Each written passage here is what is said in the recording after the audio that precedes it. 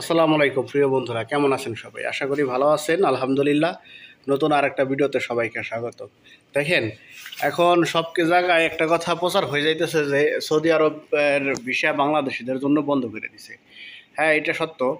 তবে শুধু বাংলাদেশ না, সৌদি আরব বাংলাদেশ সহ 14টা দেশে বর্তমানে সৌদি আরবের যে ভিসা ওঠে না, এটা একটু স্থগিত করা হয়েছে। কিসের লেগে? এটার প্রধান কারণ দুইটা হইতে পারে। একটা হলো হজের মৌসুম চলতেছে। দ্বিতীয় হয়েছে কি আপনার আপনার সার্ভারের সমস্যা থাকতে পারে। দুইটা কারণে আপাতত স্থগিত আছে। তবে খুশির সংবাদ হইল যে সৌদি আরবের মন্ত্রণালয়, শ্রম মন্ত্রণালয়, মানে তারা কোনো নিউজ করে জানায় নাই, তারা কোনো মেসেজ করে নাই, বা তারা কোনো কিছুই বলে নাই যে সৌদি আরবের ভিসা বন্ধ আছে। তবে আপাতত সার্ভারের সমস্যা হইতে পারে, হজের কারণে হইতে পারে, ভিসা উঠতেছে না, এটা সত্য। যেমন আমার ভিসা একটা গত বৃহস্পতিবার উঠেছি, কিন্তু ওইটা অনলাইন হইতেছে না।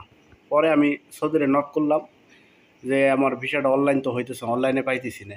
পরে সৌদির চেষ্টা করলো, হয় নাই। পরে আপনার মক্তবে গেল, অফিসে গেল যারা ভিসার কাজ করে, যে কী সমস্যা। পরে তারা জানাইলো যে এখন কোনো বিষয় অনলাইন হইতেছে না, আপাতত স্থগিত আছে, হয়তো ঈদের পরে খুলবো। ঠিক আছে। অতএব যারা টাকা পয়সা দিয়ে দিয়েছিলেন বা ও চিন্তা ভাবনা করতেছেন, হতাশ হওয়ার কিছু নাই। আশা করা যাইতেছে অতি দ্রুত আবার ঈদের পরে খুলে যাইব। কেননা জানেন সৌদি আরবে বড় বড় প্রকল্প কাজ শুরু করতেছে বা চলতেছে। এখানে বেশিরভাগ কিন্তু বাংলাদেশিরা, ইন্ডিয়ানরা, পাকিস্তানরা কাজ করে, কারণ সৌদিরা তো আর কাজ করে না, ওরা তো মোদির মানুষ। ঠিক আছে। অতএব আশা হারানোর কিছু নাই।